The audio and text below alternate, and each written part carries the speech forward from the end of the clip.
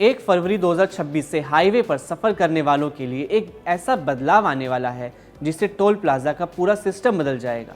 सोचिए, अब आपको गाड़ी धीरे करने की बिल्कुल जरूरत नहीं, लंबी लाइनों में नहीं लगना पड़ेगा और सबसे बड़ी बात, फास्टैग केवाईसी अपडेट का कोई मैसेज नहीं आएगा। सरकार अब फास्टैग से जुड़े सभी नियम खत्म करने जा रही है, जिसने लाखों वाहन मालिकों को और साथ में ड्राइवरों को परेशान किया था।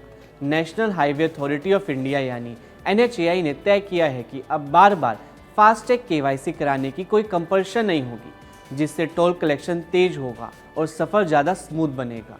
यही वजह है कि इसे फास्टैग यूजर्स के लिए बड़ी राहत माना जा रहा है। अब तक हालात ये थे कि फास्टैग सही होने के बावजूद केवाईसी अपडेट न होने के कारण टैग ब्लॉक हो जाता था। कई बार टोल प्लाजा पर अचानक गाड़ी रोक दी जाती थी, बहस होती थी, पीछे लंबी लाइन लग जाती थी। खासतौर पर रोज हाईवे से गुजरने वाले लोग, ट्रक ड्राइवर और टैक्सी ऑपरेटर्स इस समस्या से सबसे ज़्यादा जूझ रहे थे।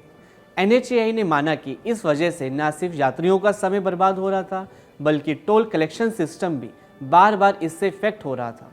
इसी को ध्यान में रखते हुए सरकार ने बड़ा फैसला लिया है कि 1 फरवरी 2026 से फास्टैग की नियमित केवाईसी प्रक्रिया को समाप्त कर दिया जाएगा। इन नए नियमों के मुताबिक 1 फरवरी 2026 के बाद जारी होने वाले नए फास्टैग के लिए अब भारी भरकम केवाईसी प्रोसेस नहीं होगी। इसका मतलब ये है कि फास्टैग लेते समय बार बार डॉक्यूमेंट्स देने या आपको अपडेट करने की कोई ज़रूरत नहीं पड़ेगी। इससे आम लोगों को बड़ी राहत मिलेगी और फास्टैग इस्तेमाल करना और भी आसान हो जाएगा। सरकार का साफ कहना है कि टेक्नोलॉजी का इस्तेमाल लोगों की सुविधा के लिए होना चाहिए, ना कि उन्हें परेशान करने के लिए। शायद यही सोच इस फैसले के पीछे है। हालांकि यहाँ ये समझना भी जरूरी है कि केवाईसी पूरी तरह खत्म नहीं किया जा रहा, बल्कि अनावश्यक और बार बार की केवाईसी को हटाया जा रहा है। अब सारे कागज सिर्फ खास मामलों में ही मांगे जाएंगे। अगर फास्टैग के गलत इस्तेमाल की शिकायत मिलती है और अगर नकली फास्टैग पकड़ा जाता है या फिर एक ही फास्टैग से कई गाड़ियों में टोल काटने का मामला सामने आता है, तभी जांच होगी। यानी जो वाहन मालिक नियमों का पालन कर रहे हैं उन्हें किसी तरह की परेशानी नहीं होगी, लेकिन गड़बड़ी करने पर सख्ती बनी रहेगी। इस बदलाव के साथ सरकार केवाईसी की जगह KYV यानी नो योर व्हीकल मॉडल पर जोर दे रही है। अब पहचान ड्राइवर की नहीं बल्कि गाड़ी की होगी। फास्टैग को सीधे वाहन के रजिस्ट्रेशन डाटा और सरकारी डेटाबेस से जोड़ा जाएगा। इससे सिस्टम ज़्यादा भरोसेमंद बनेगा और मैनुअल हस्तक्षेप कम होगा। टोल प्लाजा पर रुकने की जरूरत घटेगी, ट्रैफिक कम होगा, फ्यूल की भी बचत होगी।